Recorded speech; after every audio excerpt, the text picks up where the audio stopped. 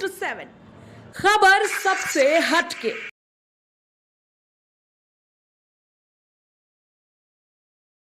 नमस्कार, आप देख रहे हैं अंतक 24/7 खबर बिहार के गया से। बिहार सरकार के पूर्व मुख्यमंत्री जीतनराम मांझी ने पशुपति पारस के इस्तीफा पर अपनी प्रतिक्रिया देते हुए कहा कि पशुपति पारस एनडीए के वफादार सिपाही नहीं थे। वे कभी इधर की बात तो कभी उधर की बात किया करते थे। इसलिए हम अपने समाज से यही कहेंगे कि वे एनडीए के सच्चे सिपाही नहीं थे। वहीं उन्होंने गया सीट मिलने पर देश के प्रधानमंत्री नरेंद्र मोदी एवं देश के गृह मंत्री अमित शाह को धन्यवाद देते हुए कहा कि अगर हमें एक भी सीट नहीं मिलती तब भी हम पूरे निष्ठा के साथ भाजपा के साथ रहते। और क्या कुछ कहा जीतनराम मांझी ने, देखे यह खास रिपोर्ट। ब्यूरो अमित के साथ राजेश मिश्रा की रिपोर्ट। इस्तीफा कर दिया मंत्रिमंडल से। देखिए, उनकी अपनी बात है। वो दो तरह की बात बोल रहे थे। पहले तो वो बोल रहे थे कि हम एनडीए का सिपाही है, तो इस माने एक सिपाही अगर है तो सिपाही को जो आदेश होता है पालन करना चाहिए। लेकिन उसके बाद वो मंत्रिमंडल से इस्तीफा दे दिए हैं, तो इसका मतलब है कि सच्चा एनडीए के वो सिपाही नहीं हैं। अगर होते तो ऐसा नहीं करते। तो इसलिए ये उनकी बात है, उस पर हम यही कह करके और कोई ज़्यादा बात नहीं करना चाहते। चिराग को 5 सीट मिला जबकि आपको मात्र 1 सीट मिला, इस पर कितना? देखिए, आप मेरे पॉलिटिकल जीवन को समझिए।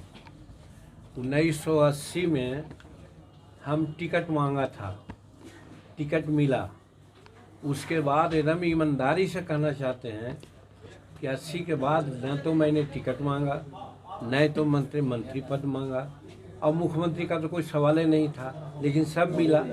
उसी प्रकार से जब नीतीश कुमार जी शर्त रख दीन कि हमारे पार्टी में मर्ज कर जाओ, हमारे सारे रैंक एंड फाइल लोग बताया कि नहीं, मर्ज नहीं करना है। तो ये कन्वे किया, तब उन्होंने कहा कि बाहर जाओ, तो हम बाहर आ गए। और धन्यवाद देते हैं नरेंद्र भाई मोदी जी को और अमित शाह जी को कि जैसे ही बाहर आए 2 दिन के अंदर ही हमारा बुलावा वहाँ आया और हम वहाँ गए और हम कहा कि हम पूर्ण समर्पण के साथ आपके साथ आए हैं, हमारा कोई टर्म कंडीशन नहीं है। सबसे बड़ी बात यही है कि जितना अहमियत नरेंद्र भाई मोदी जी जीतन मांझी को दिए हैं, देते हैं, जो सब आप लोग जानते हैं। चाहे यूपीए की एनडीए की बैठक में हमको तरजीह दिया, वो रिसीव करने में उनको तरजीह दिया कि नड्डा के बाद हमारा ही नंबर था।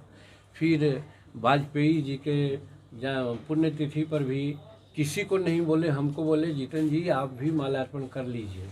तो ये क्या शो करता है। फिर हमारे प्रति विधानसभा में बिहार में कुछ बातें हुई, हम उसको बुरा नहीं माना, लेकिन हम धन्यवाद देते हैं माननीय नरेंद्र मोदी जी को कि हमारी चर्चा उन्होंने तेलंगाना की मीटिंग में किया, राजस्थान की मीटिंग में किया।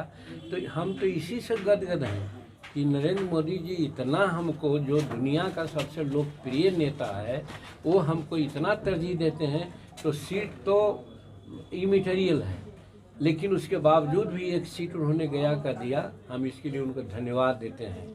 और हम वो आदमियों से नहीं हैं कि हमको 2 सीट चाहिए, 5 सीट चाहिए, 20 सीट चाहिए, वो नहीं है। और जहाँ तक समर्थन की बात है, हमारे पास 10% वोट एकदम है, जहाँ हम चाहेंगे 10% वोट जाएगा।